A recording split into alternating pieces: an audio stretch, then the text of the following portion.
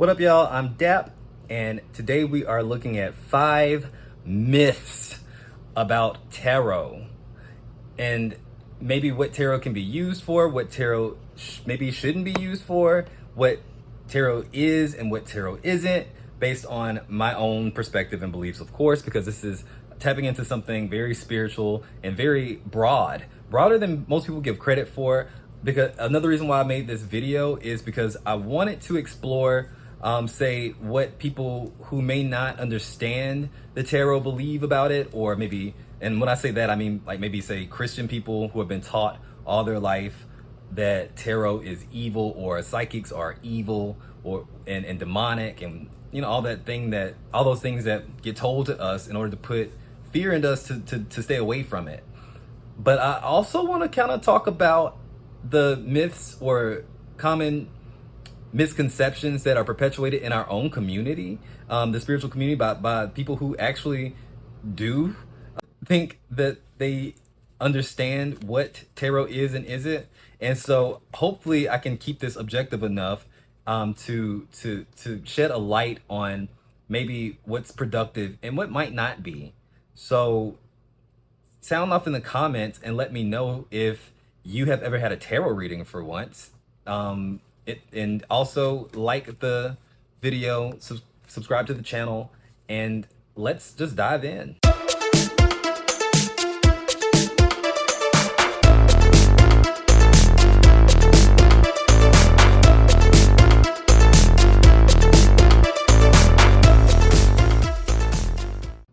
Myth number 1, tarot cards are evil or demonic. So I think that it's a good place to start with this misconception or this myth that tarot cards are innately evil, or somehow give off a negative or demonic energy or vibration. And that's not necessarily true. I think that just like the Bible, tarot cards are just ink on paper. There's nothing inherently mystical or magical or good or evil about an innate object. It's an inanimate object. It's not going to curse you or do anything of the sorts. So I think that's the biggest misconception, and I think it's all because of that Deuteronomy, verse in the Bible about psychics and tarot readers being an abomination. But to be fair, I think that an inanimate object cannot be neither good or bad. It's always linked to the intentions of the user. Kind of like how people will say guns don't kill people, people kill people. It's the same thing. If I was an evil person utilizing the tarot cards, because tarot in itself is just a tool. It's just a tool. Like I said, bring back the Bible, like that is just a tool. So what I'm saying is, if I have bad intentions for using my tarot cards, whether I believe in them or not, especially if I believe in them, even if I believe in what I'm doing, because if I believe in them, then that may mean that they work, right? On some level.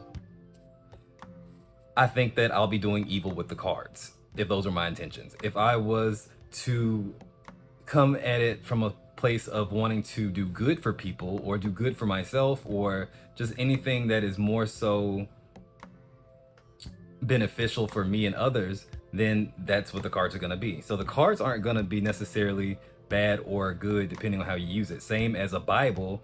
If I want to pick up the Bible and use the word to spread more hate and separation and discrimination, then it would be a great tool for me to use. I mean, we've seen that. But I can also use it in a way that could be helpful or guide people to say a higher power, and that's beautiful. So it always depends on the intentions of the user. Negative people are going to use the cards for negative reasons and perpetuate that idea that tarot cards are inherently negative. And positive people are going to use them for good. But speaking of negative people, that kind of gets us into the next tarot myth. Myth number 2, tarot readers are scams.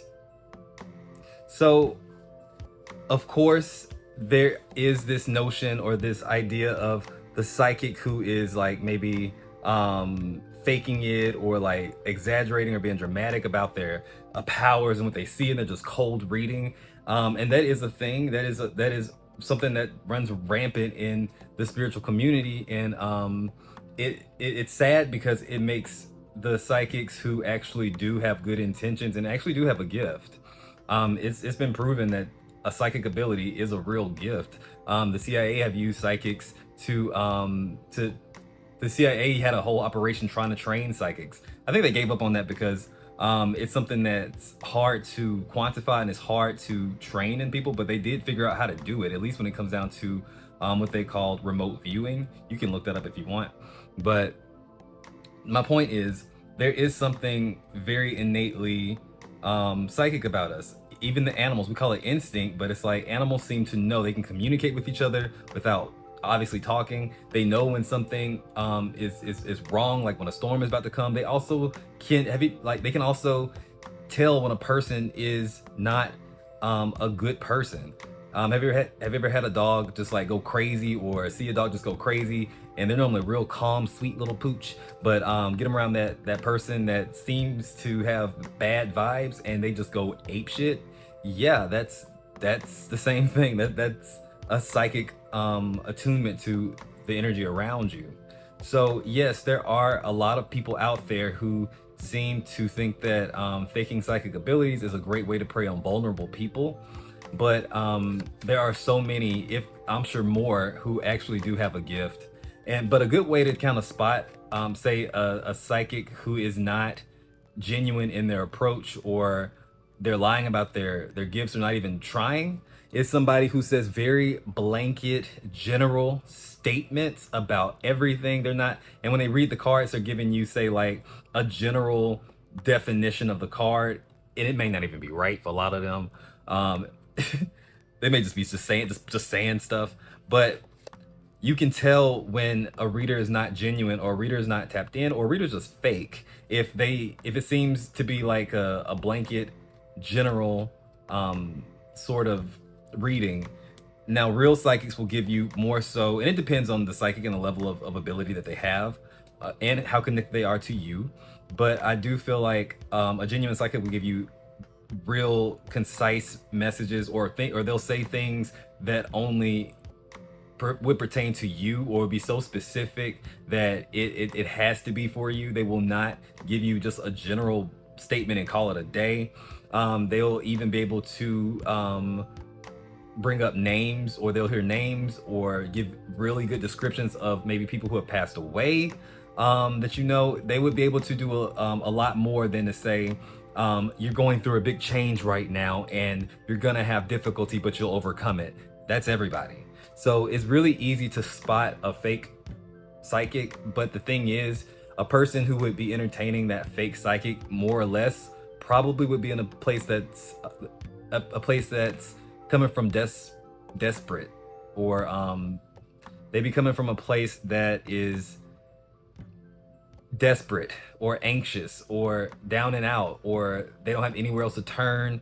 And some people unfortunately prey on desperate people, and grieving people, and hurting people, and lost people. And that's always been the story in every other field in corporate America, especially. So why would say spirituality be anything different? So it's like, I don't see it as any more scammers than any other industry, but I think since we are in this space of supposedly healing people, or having extraordinary gifts, which I don't think that's ever really the case either. I think we're all really psychic. I think we are quick to point at it and call it out and call it extortion or whatever, but that's my take on it, at least. And speaking of extraordinary gifts, powers, that leads us into our next myth. Myth number 3, tarot cards read your future. So I think one of the biggest misconceptions, and I see it in my own work, where people will come in and they want to know if somebody's going to call them, or if someone is going to do this, or are they going to get that, or are they going to, it's like most of the readings, or most of the questions that people come to a tarot reader is going to involve something about how will something pan out. And I'm going to say it quite simply, and I'm probably going to piss off some people, but it's the truth, I think. And I can only say what I believe. I don't think that tarot cards can really predict the future, and I don't think tarot cards should be used to predict the future or answer those types of questions like that. And what I mean is, I think that one thing that we've been given from God or source or the creator is this wonderful and beautiful thing called free will. We are not fated into many situations. I think we do have a destiny that is something that we are supposed to learn in this lifetime. And I think all of our choices and all of our preferences and things that are kind of set up kind of like fated for us to discover and us to lead ourselves down a certain path, but it's always a choice. And especially when it comes down to these romantic relationships or soulmates, I do think that there is something fated about meeting a soulmate. I think that if you there's situations where maybe you are meant to meet a very specific certain person and at a specific time in your development, in both of your development, so that way you can learn a profound lesson. Now, I don't think that it's fated for you to end up together forever or end up being each other's romantic partner until death or anything like that. I don't think it's even fated for y'all to not be together or to break up in a painful way. I do think it's fated to meet and then let you kind of react and compromise and see where it goes. I think the fated part is in whatever lesson you're meant to learn in this person or whatever, or to put it even more simply, I think that our soulmates just project or reflect an image back to us that we need to come to terms with or see in ourselves in order to further evolve into who we're meant to be as a soul. So I think all of that is a choice. I think how we react to one another, how we treat each other is all a choice, and that dictates where you go. But I don't believe that wherever we end up is fated. It would just be karma at that point, consequence. So I don't think that it would be possible for tarot cards to predict the future if the future is something that you technically choose. And so that means that the future is not something that's pre-written or already known. It doesn't exist. It does not exist. Just like the past does not really exist. It's the only thing that we have right now is the present. And so I think when tarot readers are accurate, when they do answer those questions of like what's going to happen next or what will happen in my relationship or are they going to call me back, I think what we're really doing when we answer those questions is pulling the energy from or reading the energy that's happening right here in the present and basically relaying that back to you as to what would likely happen. It's like if the person has ghosted you and the person does not want to have nothing to do with you, slept with your cousin, and slapped you in the face and stole your money, I don't think, and the cards reflect that, I don't think this person is going to come back like in a place of, I understand where you're coming from. Or I don't think this person is going to just stop doing that or being that type of person and just start loving you unconditionally. So it's more so us reading what's likely to happen based on what's already happening. So I try very hard to preach that to my clients, as well as let them know that it's more productive to analyze what's going on right now to kind of understand and make today better and not worry so much about tomorrow, because tomorrow doesn't really exist yet. And how can we really be worried so much about the future when our present is messed up? I think that's more important. Myth number 4, only psychics read tarot cards. And this is one of the biggest misconceptions of tarot cards or tarot readers, is that you have to have some kind of psychic ability. I know there are a lot of people who are drawn to tarot cards and love them and want to learn them and read and all this stuff, and a lot of people don't do it to make money or do it to even read other people. There are a million ways to read tarot or use the tarot. And to be fair, when the tarot was first invented, it was not used to predict the future or fortune tell or divinate or anything like that. It wasn't used for divination. It was used for just, it was just playing, it was a card game. Tarot was just a novelty card game for fun. That's what it was used for. It was not used to do anything occult related or mystical or anything like that. So that's another reason, that's another reason why tarot can't be evil innately. It cannot be a bad thing on its own, because the intentions behind it when it was made wasn't even for anything other than to have fun and to be a game. So with that being said, people use tarot cards for all types of reasons. You don't have to be psychic. Some people, and I believe this too, I believe that I believe that tarot cards more so work on the subconscious and not tapping into any sort of spirit or any sort of deity or demon or anything like that, unless you choose to. I mean, you could always go in with the intention of connecting with some other being and for it to come through the tarot, and that's probably possible. Like, I'm not gonna doubt that, but I feel like unlike a Ouija board, tarot cards do not innately open a portal to communicate with spirits. It doesn't. And that's one of the biggest reasons why Christians are like, no about it, because they believe that you're communicating with some other being, and that's not even true most of the time. The way I use my cards and the way most readers use their cards is in a way that connects with what we call our higher self. And our higher self is just our subconscious. A lot of times it's just what we refer to as the part of us that we can't access with our conscious brain, like being awake. It's like that dream space world. But our subconscious is basically where we get a lot of our information. It's actually how we end up learning the cards. So I think tarot plays on your subconscious, meaning that it's like ink blot tests. And I think there are even psychiatrists or counselors even who use tarot as a way to tap into their clients' subconscious about how they feel about a certain thing, because tarot is only a bunch of archetypes of what the human experience is like.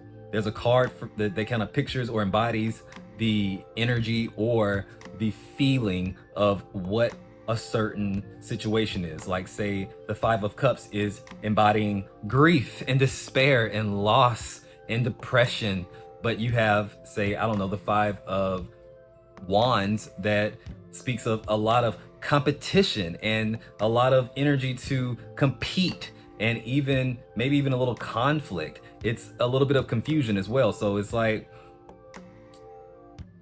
they all mean something different, but all have a piece, or hold a piece of the human experience. So it wouldn't be a surprise that a lot of writers or people who work with storytelling would use tarot cards, and just as a plot point, just to have certain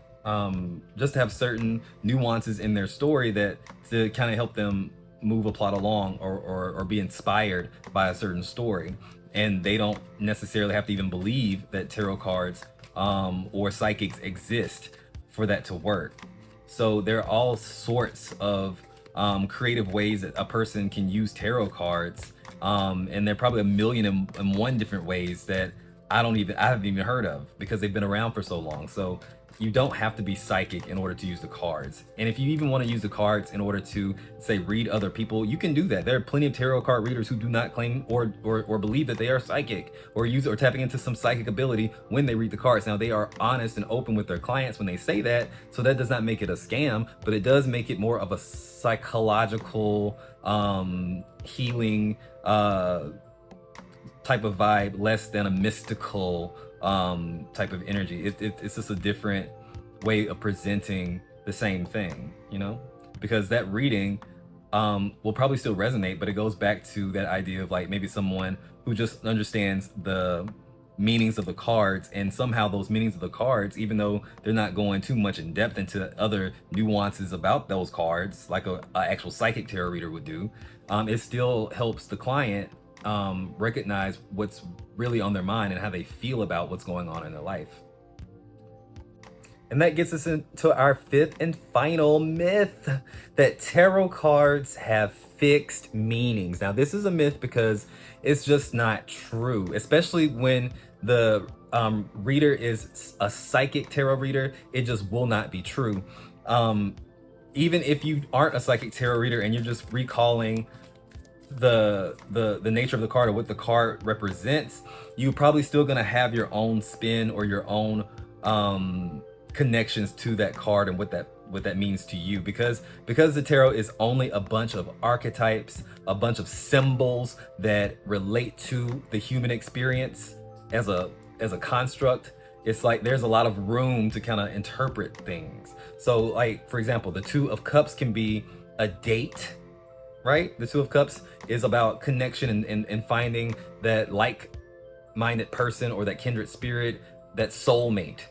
So the Two of Cups can be a date, or the Two of Cups can just be a platonic, friendly connection where you feel like this person understands you deeply. I get the Two of Cups a lot for friendships as well as romances. It doesn't matter, or even family members. The Two of Cups could represent either one. So which one would you choose, right? So that's where we get down to, like, tarot cards don't have fixed meanings. Depending on the other cards around it and the context, the person that you're reading, what you feel is right, and there's no other way to explain it other than what you feel is right. If you're a psychic tarot reader, you go with which version of the card that would fit the situation. Now, there's still a certain there's normally still an idea that will probably very rarely be deviated from. Like the Two of Cups is all about connection. The Two of Cups would probably hardly ever be about money or hardly ever be about manifesting. It's normally about human connection with two people. This is what it is.